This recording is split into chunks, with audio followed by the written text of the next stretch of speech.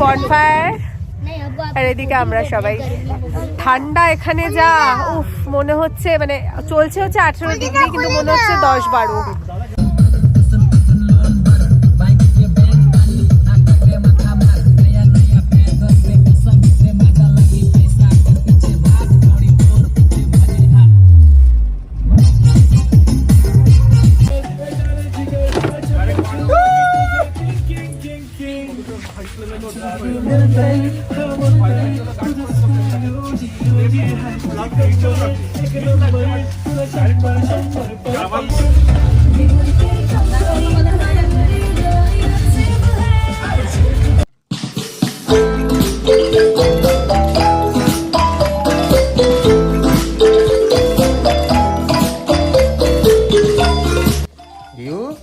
Good morning. কোথায় যাচ্ছ? হ্যাঁ, কটা বাজে? এই যে 6:30। এত সকালবেলা উঠেছে কেন? কোথায় যাবে? টাটা বলে পুরুলিয়া যাচ্ছি। হ্যাঁ, এই যে গুড মর্নিং, ওয়েলকাম ব্যাক। আমরা বেরিয়ে পড়েছি এই বছরের সেকেন্ড ট্রিপ পুরুলিয়াতে। ট্রিপটা খুব এক্সাইটিং হতে চলেছে, 3 নাইট 4 ডেজের। তো পুরো ব্লগটা কন্টিনিউ দেখতে থাকো, সিরিজ টাইপের। আশা করি তোমাদের খুব ভালো লাগবে। চলো বেরিয়ে দেখা হচ্ছে। আর ওদিকে ওনাকে দেখিয়ে দিই, এই যে একদম হ্যান্ডসাম, ফুল রেডি। অনেকদিন লং ড্রাইভ করা হয় না। চলো। Hello everyone, welcome back to the channel rainbow of life blog. সময়টা হলো জানুয়ারি মাসের লাস্ট উইক। কোথায় পৌঁছালাম আমরা? বুড়াকের মাঝি নাম এটা। বুড়াক, আচ্ছা বুড়াক। এটা আমার কাছে খুব নতুন। এই যে এখানে আমরা একটু হল্ট করলাম এইদিকে। হ্যালো, আমরা 6:30টায় স্টার্ট করেছি, এখন বাজে 8:40। এসছি এই জায়গাটা বুড়াক বলছে। এটা আমার কাছেও মানে ভেরি নিউ নাম। তো এখানে ওয়েট করছি শুভদের জন্য।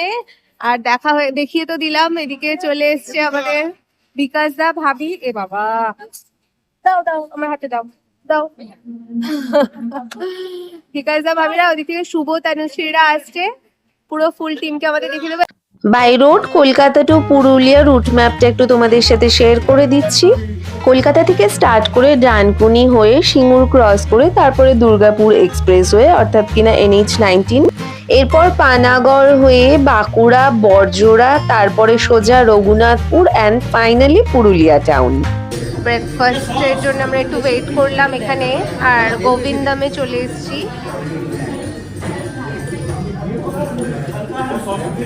আমি ওদের ধোসা খেয়েছি, তনুশ্রীটা এখন আসেনি। যারা ভাবছো কামিং নভেম্বর থেকে ফেব্রুয়ারি মার্চ অব্দি নিজেদের কার নিয়ে পার্সোনালি ড্রাইভ করে যেতে চাইছো, তাদের জন্য কিন্তু এই ব্লগটা একটা আইডিয়াল ব্লগ।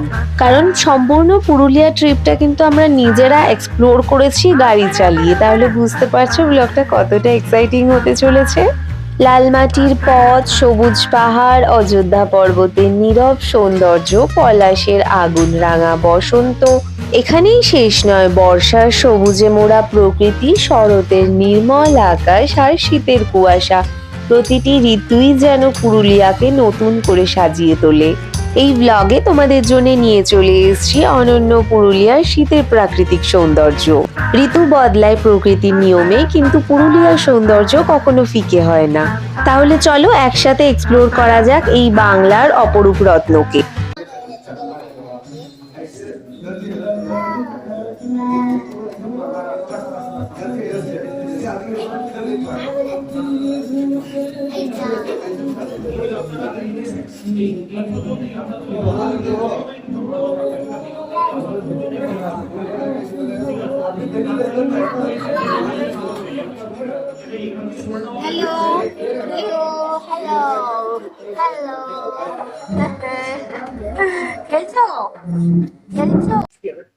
কোথায় এসছি এখন? এটা জায়গাটা কোন জায়গায় জানো? রানীগঞ্জ। বেজে গেছে এখন 12টা। আমরা একটু রানীগঞ্জে ঢুকে হল্ট করলাম, একটা ক্যাফেতে ঢুকে একটু চা কফি ব্রেক নিয়ে নিলাম। এখান থেকে আর ওই 4 ঘন্টা মতন লাগবে দেখাচ্ছে। 4 ঘন্টা পুরো না, হয়তো 3.5 ঘন্টা। তো হাফ রাস্তা আমরা চলে এসেছি already. Kolkata to Purulia route map wise কিন্তু 6.5 থেকে 7 ঘন্টা সময় লাগে, বাট 2-3 বার tea coffee break plus breakfast and lunch break সবকিছু নিয়ে কিন্তু আমাদের সময় লেগে গেছিল 11.5 ঘন্টা।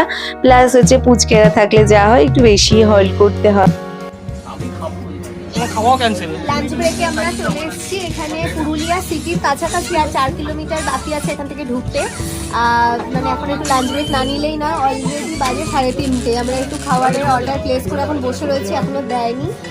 তো আমাদের পৌঁছাতে আরও 1 ঘন্টা মতন সময় লাগবে আরামসে, মানে 5টা হয়তো বেজেই যাবে।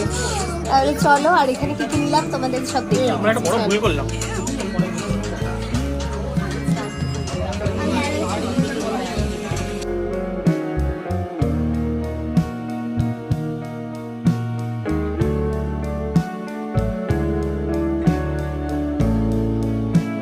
লাঞ্চ ব্রেক কমপ্লিট করে আমরা আবারও স্টার্ট করে দিলাম লালমাটির পথে। মেইন পুরুলিয়া সিটি থেকে আমাদের রিসর্টের ডিস্টেন্স ছিল আরো 1.5 ঘন্টা মতন, আর ওইদিকে দেখো সানসেট হচ্ছে কি দারুণ।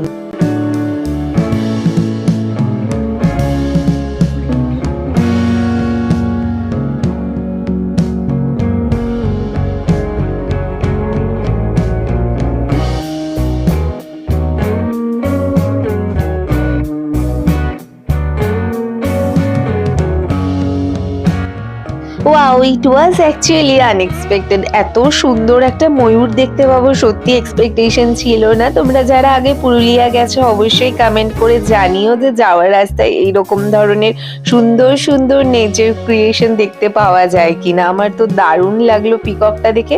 প্লাস রিহু তো প্রচন্ড এক্সাইটেড হয়ে গেছিল পিকক দেখে, ফার্স্ট টাইম তাও এইভাবে। Just look at the road. এইটা হচ্ছে আমাদের রিসর্টের যাওয়ার রাস্তাটা, পুরোটাই আমরা কিন্তু ম্যাপ দেখে তারপরে গেছি, কারণ ম্যাপ ছাড়া এখানে যাওয়া সম্ভব না। রাস্তা কিন্তু বেশ ন্যারো, মানে বড় গাড়িতে একটু প্রবলেমই হবে। আর এইদিকে দেখো মানে এত সুন্দর লাগছে, দুদিকে জঙ্গল, মাঝখান থেকে সরু রাস্তা।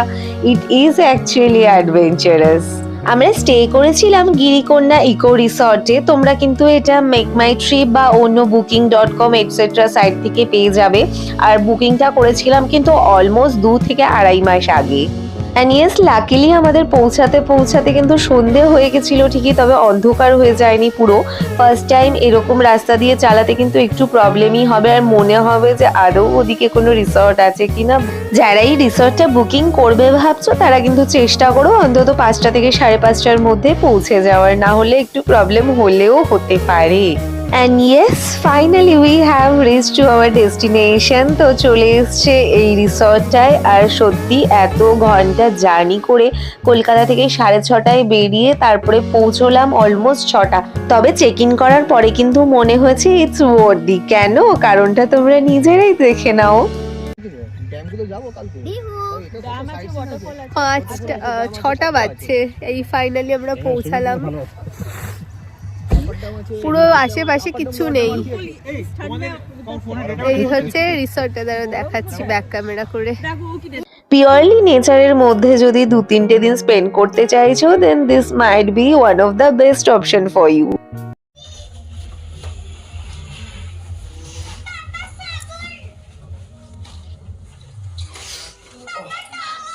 আমরা পৌঁছেছি তখন 6:30 বাজে না? পুরো তো দেখালাম ঢোকার সময়, একদম পাহাড়ের মধ্যে এই মানে রিসর্টটা। আর মানে কমিউনিকেশন খুব একটা ভালো বলবো না, বাট স্টিল মানে নেচারের মধ্যে থাকার একটা সুযোগ পাওয়া যাবে, এটা একটা ঠিক। আর এসছি 6:30টায়, 7টা বাজছে এখন। এরপর আমরা বনফায়ার করব। আর চলো তোমাদেরকে বাকি তো দেখাতেই থাকবো। রিসর্টের ভিউটা কতটা সুন্দর সেটা কিন্তু থাকবে তোমাদের জন্য নেক্সট ভ্লগে। তার জন্য কিন্তু চোখ রাখতেই হবে আমাদের নেক্সট পার্টটা এই সিরিজের।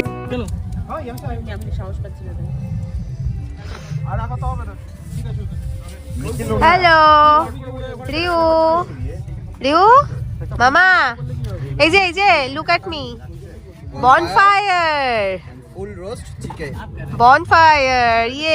এর আগে আমরা মান্দার বনফায়ার করেছো না তুমি? এদিকে দেখো, এদিকে দেখো, এই যে পেছনে বনফায়ার, আর এদিকে আমরা সবাই।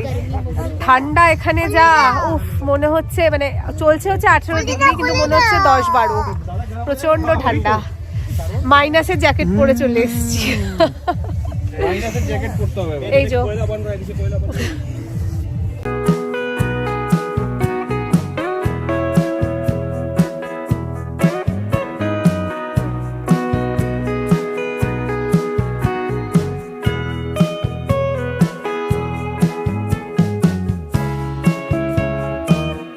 বনফায়ার তো আছেই প্রচন্ড ঠান্ডার মধ্যে, তার উপরে এইরকম লাইভ রোস্টেড চিকেন পুরোটাই কিন্তু রিসর্ট থেকে আমাদের অ্যারেঞ্জ করে দিয়েছিল। আর আমরা ফার্স্ট ডেটা কিন্তু কোনো ঘোরার প্ল্যান রাখিনি আগে থেকেই।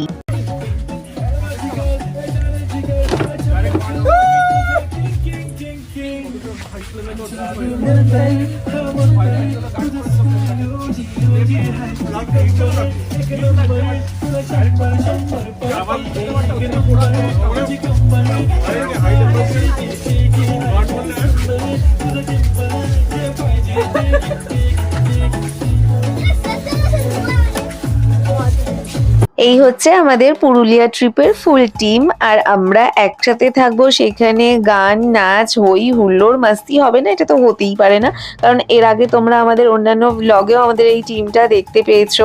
হই হুল্লোড়, মাস্তি মাজাক ছাড়া তো আমরা ট্রিপ ভাবতেই পারি না, কারণ আমরা আফটার অল বাঙালি। আমরা যেখানে যাই আমরা নিজেদের মতন অ্যাম্বিয়েন্স তৈরি করে নিই।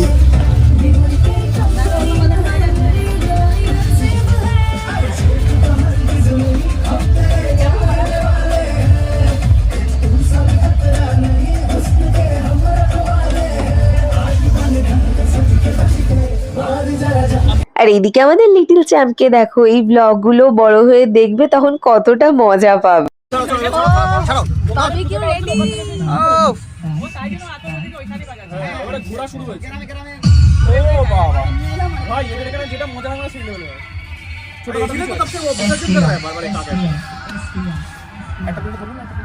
লাডু চ ওখানে গিয়ে ঢুকে নেসে আসি চ বক্তলার মতো কেস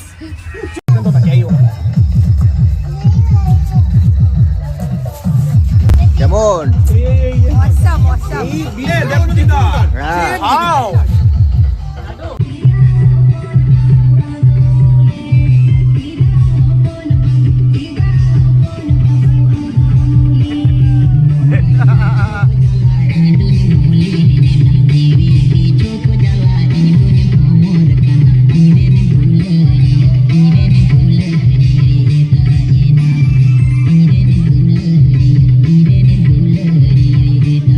তোমরা ভাবছো তো নিশ্চয়ই হঠাৎ করে এগুলো কি, তখন সময়টা কিন্তু ছিল সরস্বতী পুজোর জাস্ট একদিন পর। আর এইটা ওখানকার লোকাল প্রোগ্রাম হচ্ছে সরস্বতী পুজোর, পুরো গ্রামের প্রোগ্রাম এটা ওদের।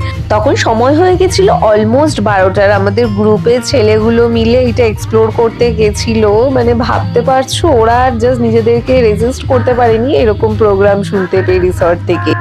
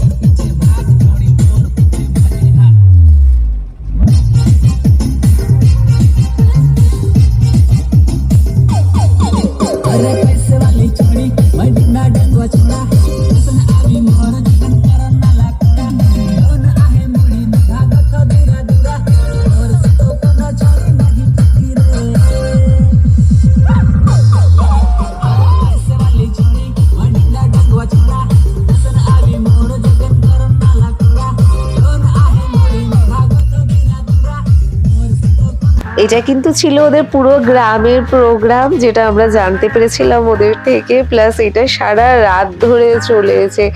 আর এই গিরিকন্যা রিসোর্টটা কিন্তু গোয়ালিকোচা গ্রামের মধ্যেই, আর প্রোগ্রামটা ছিল সেই গ্রামেরই প্রোগ্রাম যেটা তোমাদেরকে এতক্ষণ ধরে দেখালাম।